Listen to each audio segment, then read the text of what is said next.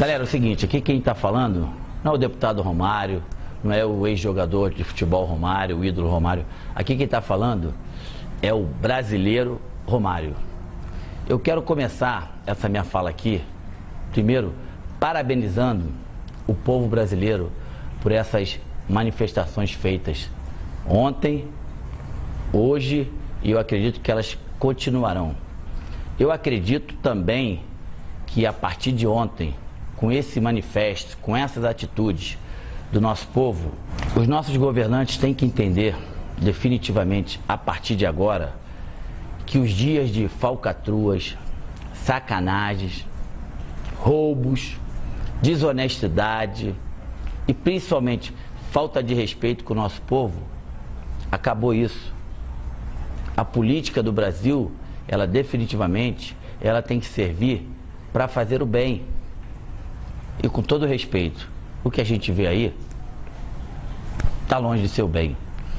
Eu vou falar alguns dados para vocês que eu tenho certeza que muitos já sabem, só para registrar. O Brasil, quando aceitou ser o país sede da Copa do Mundo, em 2007, a previsão era de gasto de mais ou menos 23 bilhões. Nós estamos em 2013, essa previsão já está em 28 e nós não podemos esquecer que a Copa do Mundo ainda falta um ano e alguns meses. Então, vocês imaginam o quanto pode chegar isso. Só em estádio, o Brasil investiu 7,1 bilhão de reais.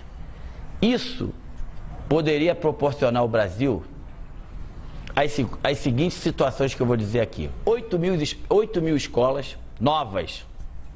Poderia doar para a população 39 mil ônibus escolares, 28 mil quadras esportivas em todo o país. O dinheiro que foi gasto no Mané Garrincha, se vocês querem saber, poderiam ser construídas 150 mil casas populares para as pessoas de baixa renda, de média renda, para as pessoas que não têm renda. Mas não. Vamos lá e colocamos quase 1,5 bilhão no estádio, aonde que ficou bonito, ficou lindo, prático, não muito. E detalhe, daqui a um ano, esses estádios que foram construídos foram para a Copa das Confederações. Aí depois da Copa das Confederações, vão ter que ser refeito algumas coisas que não deram certo e coisas novas para a Copa do Mundo.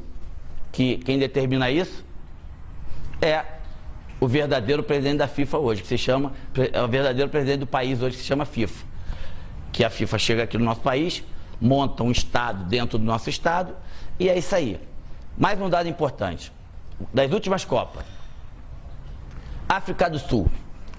A África do Sul teve um gasto de 7,7 bilhões. O Japão teve um gasto de 10,1 bilhões de reais.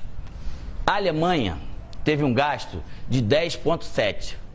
E o Brasil já está com um gasto de 28 ponto alguma coisa. Ou seja, desculpa a expressão, sacanagem, né? É sacanagem com o nosso dinheiro, é sacanagem com o dinheiro do povo, é falta de respeito, é falta de escrúpulo. E tem mais, uma outra coisa que eu poderia muito bem passar aqui sem falar, mas as pessoas me conhecem, sabem como eu sou. Imagina quantas pessoas estão se enriquecendo com isso. Vocês têm ideia? Quando chegou na Casa Lei Geral da Copa, houve um artigo meu e do deputado Afonso Ram que pedíamos que a FIFA deixasse 10% do seu lucro para que esse dinheiro fosse totalmente investido na base do futebol, principalmente daqueles times que não tem muita tradição, e também em pessoas com qualquer tipo de deficiência para poder ter a oportunidade da prática do esporte. A FIFA até hoje não respondeu se vai deixar. Uma outra coisa, ano passado, a comissão que existe na casa, a Frente Parlamentar em Defesa da Pessoa com Deficiência, teve quase todos nós deputados no Rio de Janeiro, E a CBF, através do presidente da época, e o COL, através do Ronaldo na época, prometeram que essas pessoas com deficiência de baixa renda teriam 32 mil ingressos para a Copa do Mundo. Aí eu pergunto a vocês, cadê? A presidenta atual do nosso país, que se chama FIFA, ela vai chegar aqui, vai ter um lucro de 4 bilhões de reais e teria que pagar mais ou menos em imposto 1 bi e não vai pagar. Ou seja, ela vem, monta o circo, não gasta nenhum e leva tudo. Perguntar para mim se eu sou contra a Copa do Mundo? Claro que não. Eu sou bastante a favor da Copa do Mundo. E vou dizer mais, lá atrás, quando o país recebeu como país sede da Copa do Mundo, eu estava lá presente e me fizeram 2 perguntas. O Brasil tem condição de fazer a Copa do Mundo e tem condição de fazer uma das grandes? A minha resposta daquela época foi: não só tem condição, como vai fazer a maior Copa de todos os tempos.